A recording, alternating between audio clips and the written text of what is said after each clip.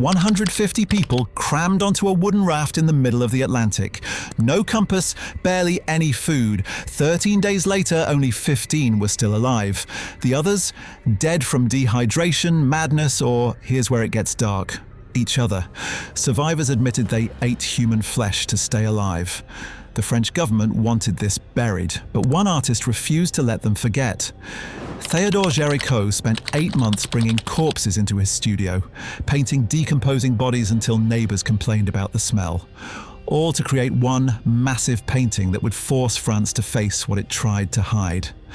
This isn't just art history, it's about how a single image can challenge power and expose lies. But to understand why this painting became so dangerous, we need to start with the shipwreck itself. July 1816. The French frigate Méduse set sail for Senegal with 400 people on board and a captain who had absolutely no business steering a ship. His name was Hugues du Roy de Chaumareix, and he got the job because he had the right political connections, not because he knew port from starboard. De Chaumareix hadn't commanded a vessel in over 20 years. He ignored his experienced crew, sailed too close to the African coast, and surprise, surprise, ran the ship aground on a sandbank off Mauritania. The Méduse was stuck and panic set in fast. Here's where it gets truly infuriating. The officers and wealthy passengers grabbed the 6 lifeboats. The remaining 150 people, soldiers, sailors and passengers nobody cared about, were shoved onto a hastily constructed raft measuring just 20 by 23 feet. Picture a small bedroom, now cram 150 terrified people onto it. Their supplies, a few barrels of wine and some biscuits, no navigation tools, no oars that actually worked, and no real plan except good luck. What happened next became a nightmare the French Navy desperately wanted erased from history. Let's walk through what happened on that raft, day by day. Because this isn't just a tragedy, it's a descent into hell. Within 24 hours, people realized they weren't getting rescued anytime soon. Fights broke out over the pathetic rations.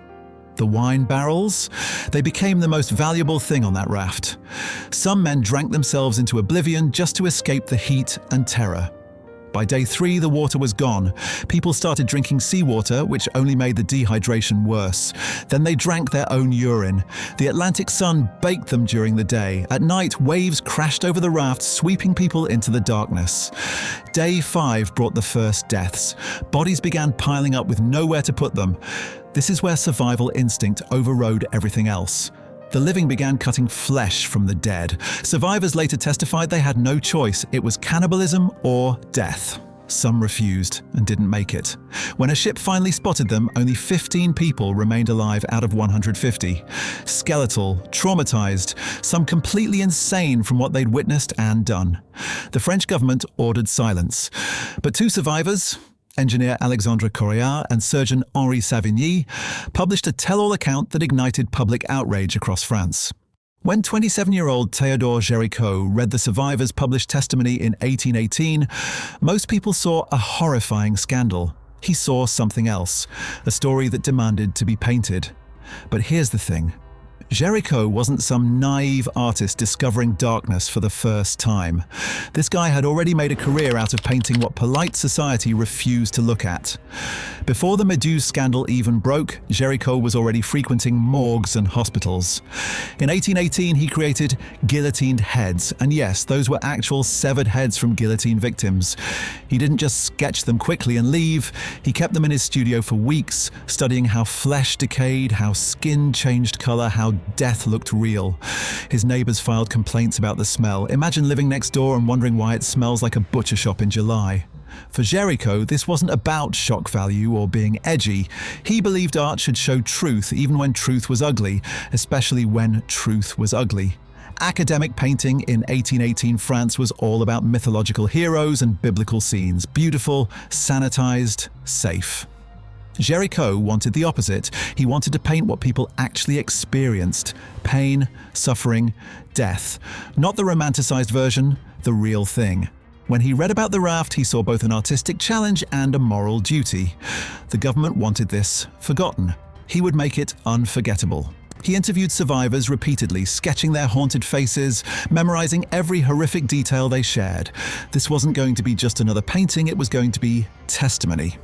Géricault didn't just decide to paint the raft and wing it, he approached this like a forensic investigator building a case. For 8 months, he did nothing but research, prepare, and obsess over getting every detail right. He tracked down survivors, Alexandre Correard and Henri Savigny, and interviewed them repeatedly. Not once, repeatedly. He sketched their faces, memorized their stories, asked them to describe exact moments. What did the raft look like on day 5? Where were the bodies positioned? What did fear actually look like in someone's eyes? He wasn't painting mythology, he was reconstructing a crime scene. Géricault went to Paris morgues and hospitals, studying fresh corpses. He needed to understand how dead flesh actually looked. The color, the weight, the way limbs hung lifeless. He brought severed arms and legs back to his studio, arranging them like still life subjects. For weeks, rotting body parts sat in his workspace while he painted studies. The smell was unbearable. Neighbors complained he didn't stop. He constructed a full-scale model of the raft in his studio, 20 by 23 feet, and hired models to pose on it in contorted positions. He needed to feel the cramped desperation to understand how 150 bodies could even fit on that small space. When he finally started the actual painting, it was massive. Over 16 feet tall by 24 feet wide. You couldn't walk past it. You couldn't ignore it. That was the point. When it debuted at the 1819 Paris Salon, it wasn't just art on a wall, it was an accusation 16 feet high. The Méduse wasn't some one-off project for Géricault. When you look at his entire body of work, a disturbing pattern emerges. This man spent his entire career painting what France wanted hidden. Before the shipwreck, Géricault painted horses, but not the noble, majestic steeds you'd see in royal portraits. He painted them dying, thrashing, terrified. His 1817 painting, Start of the Barbary Race, shows riderless horses stampeding through Roman streets during a festival, eyes wild with panic, muscles straining. It's chaos and violence, not heroism. He was fascinated by the moment control breaks down when fear takes over. After the Méduse made him famous, did Géricault paint nice landscapes or wealthy patrons? Nope. Between 1822 and 1824, he created his most haunting work, portraits of the insane. He went to asylums and painted patients with severe mental illness, not for mockery, for empathy. Each portrait shows a monomaniac, someone obsessed with one compulsive thought. These were people Paris society locked away and forgot about. Géricault gave them dignity through paint. Look at the list: guillotined criminals, dead bodies, shipwreck victims, mental patients. These weren't random subjects, they were deliberate choices. Géricault was systematically documenting everyone France wanted invisible. The mad, the mutilated, the condemned, the abandoned.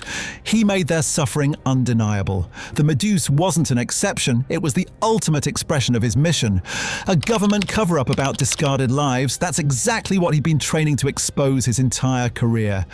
August 1819, the Paris Salon opens, and there it is, the raft of the Medusa, dominating an entire wall. 16 feet tall, impossible to miss, impossible to dismiss. Viewers walked in expecting traditional heroic paintings, generals on horses, Greek gods, maybe some nice fruit bowls. Instead, they got corpses, cannibalism, and a very uncomfortable reminder of their government's incompetence. Géricault didn't paint this like a traditional history painting.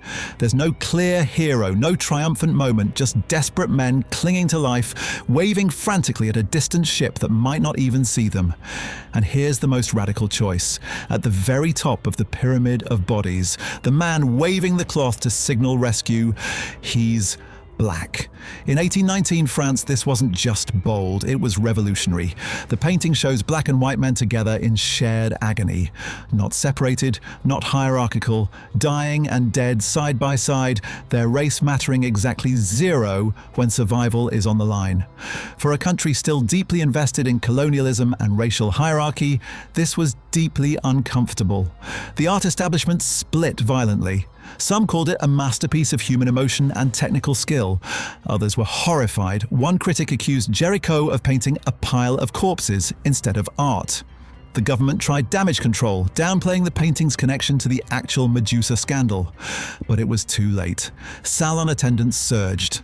Everyone wanted to see the painting France didn't want them to see. Géricault had weaponized art. And it worked.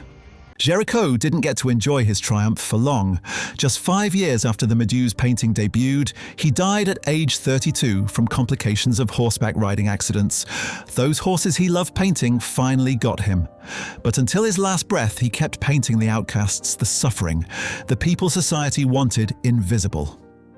The Raft of the Medusa still hangs in the Louvre today. It's still massive, 16 by 24 feet of undeniable truth. Tourists stand in front of it, confronted by the same uncomfortable reality French audiences faced in 1819. Art's purpose isn't always beauty. Sometimes it's accountability. Géricault proved that a single painting could challenge power, expose corruption, and force an entire nation to confront what it tried to bury. He turned canvas and oil paint into evidence that couldn't be destroyed or silenced. So here's what I want you to think about. What modern tragedies are being covered up right now? What stories are governments and corporations desperately trying to keep quiet? And more importantly, who's going to be brave enough to paint them?